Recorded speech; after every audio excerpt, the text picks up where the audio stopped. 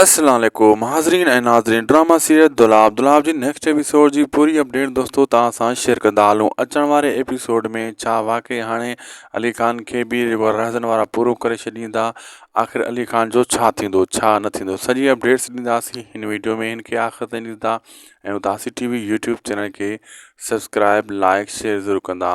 दोस्तों तव्हां ज़रूरु सोचियो हूंदो त हाणे रहज़न छा बदिलो वठंदो, अली ख़ान खे पूरो कंदो या अली ख़ान ज़िंदा बची वेंदो। अचण वारे एपिसोड जी पूरी मालूमात दोस्तों मां ॿुधाईंदो हलां त अली ख़ान खे रहज़न वारा मारण जी कोशिशि कंदा, पर उन खे मारींदा न, उहो ज़िंदा ई रहंदो ऐं आख़िरी किस्तनि ताईं ज़िंदा रहंदो। ऐं मुराद हाणे उन दिलि जाए करे छॾी आहे त हाणे जेको आहे अली ख़ान कोन बचंदो।